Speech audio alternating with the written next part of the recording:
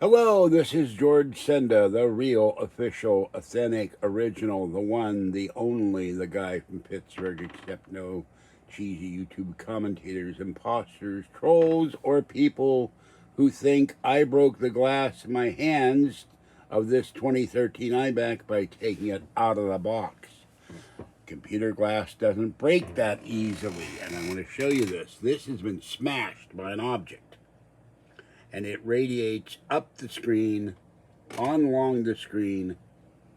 The bottom by the chin is broken. That bezel has been smashed by something, and all the way up there's a line there, and that's been smashed by an object, because this stuff is very, it flakes off. My iPad, when it fell on the sidewalk, it all flaked off when it was broken. There's a cover over this. It's black, and then the glass is underneath. And to replace this, get an LCD. I found one on eBay, $228, more than this computer cost, and another $222 to replace it. So you don't just break an iMac screen by picking it out of a box. And this 48-inch Sony that I got years ago, brand new in the box from Fry's, I pulled it out of the box. The glass didn't break. My Apple Cinema display, I carried that in my arms from San Francisco on BART and the bus, and then in my arms 4 blocks home. It didn't break. My green screen Apple II monitor that came in the box from eBay didn't break. My color monitor that came in the box from eBay didn't break. The 4K LG TV set that I unboxed at Kathy's apartment when she got it last year or 2 years ago, I can't remember, didn't break when I took it out of the box when we were filming it live, not live on the air, but live. And computer monitors don't break, and Macs don't break. And I've had 22 Macs. Computer, be quiet. I've had 22 Macs or 30 Macs, counting all the MacBooks. I'd have to add them up again. The screens on those aren't broken either, and the MacBook Pro got sent to me by a fan. This iPad and another iPad got sent to me by a fan. This one on the floor, I don't remember which one was broken by the incompetent eBay repair guy. This one got taken to the shop, and it needs to be cleaned, and the battery's dead, but it's not broken either. Although my iPad that fell on the ground at Starbucks did have the screen broken. I sent it to this incompetent eBay guy, and he sent it back in a plastic envelope. So it takes a lot to smash the glass on a computer screen. You have to use a lot of force. It's not going to be smashed just by pulling it out of the box, and I didn't pull it out in haste. Can't find my scissor, and I couldn't get the plastic off. And people assume I'm an idiot because I'm overweight or old. I'm not stupid. I've been using computers since 1968 when I saw my first mainframe of PDP-1. I've spent hundreds of hours in computer labs gaming and programming and taking computer school courses at college, and spent hundreds of hours in repair shops talking to techs and hanging around computer stores all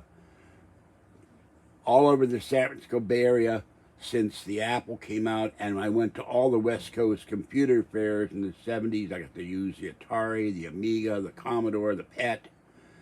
I owned a CPM-based computer. I owned a Compaq with the horrible Windows ME.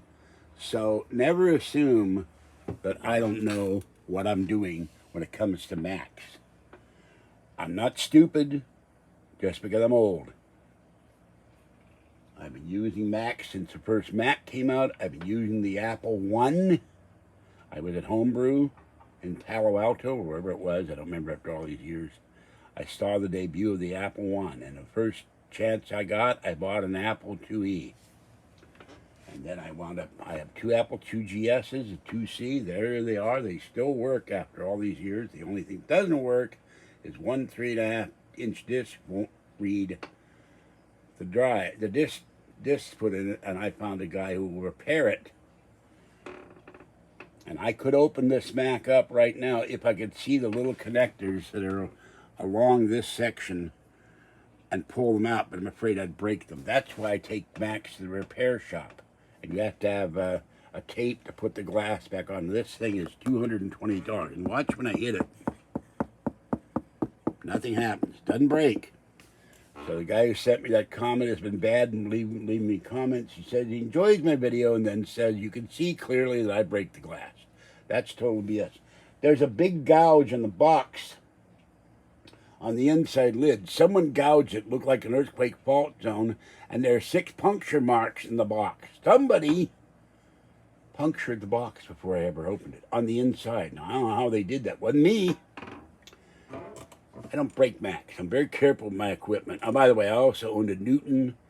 I have 2 iBooks back there, and I've had a clamshell iBook and 3 iMac G3s and an iMac DV, and I had a lamp G4. The only computer I want that I don't have that I would really want, so it would go great with my Mac Aquarium, is a Mac Cube. And there's a way to put a Silicon M1 Mac Mini in the Mac Cube. That'd be cool. And there's also a way to put a Mac Mini inside one of these dead Macs. And you could also you can put a new LCD in this and take the Mac out and make this, or a 27-inch into a monitor. One of the things I plan to do is get a Thunderbolt display so I can see what I'm doing. It would be nice to have this Mac sitting in front of me all the time if it weren't mine. If it weren't mine, I mean. That I could see the screen easier than there, because I have trouble with small print. All right, Patty's here. We got to go take this